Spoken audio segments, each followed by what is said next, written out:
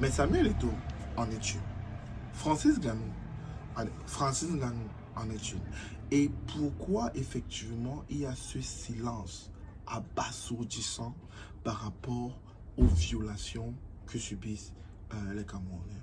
Je veux dire, le cas de Francis Ngannou est plus ou moins léger, pour dire. Il s'est affiché avec Franck Biya, tout en évitant d'avoir des propos,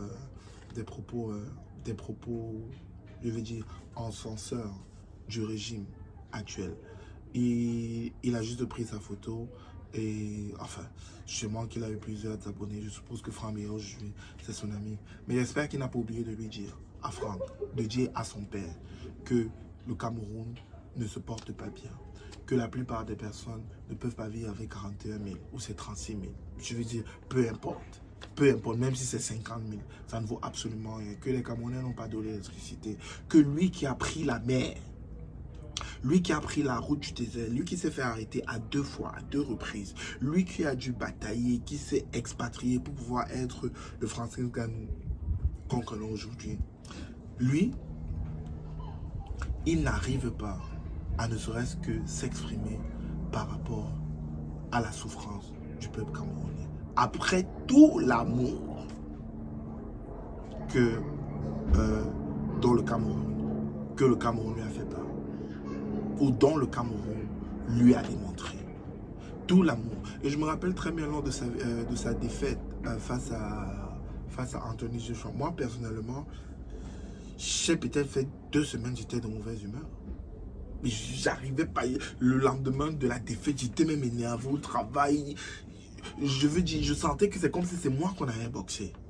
Et ça, c'était dans la chair de tous les Camerounais que j'ai pu côtoyer. Ne serait-ce qu'ici, il y avait ce que j'ai discuté à la maison.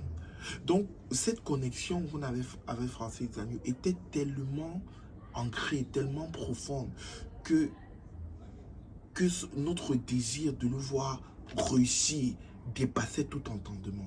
Et en ce moment donné, où ne serait-ce que Junior Ngombé, où ne serait-ce qu'il y a toutes ces violations des droits des Camerounais, où les Camerounais sont vraiment au ras du sol en termes de standard de vie.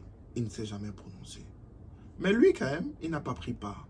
Il n'a pas pris position par rapport à quelqu'un. Il est resté plus ou moins neutre. C'est le cas de la photo pour laquelle on pourra lui condamner. Mais je lui accorde un certain intervalle de temps. J'entends effectivement que malgré les derniers déboires qui lui sont arrivés, et je lui présente mes condoléances avec la mort de son fils, qu'effectivement, dans un avenir proche ou futur, que effectivement je puisse le voir avec Maurice Kamto en photo pour pouvoir équilibrer le débat à ce sens. Moi, je tiens à dire que c'est une icône qui représente le caractère camerounais, la ténacité, le sens de réussir. Et j'estime que sa voix compte.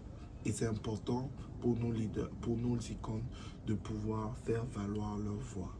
Et non pour le meilleur, pour l'amélioration des conditions de vie des Camerounais.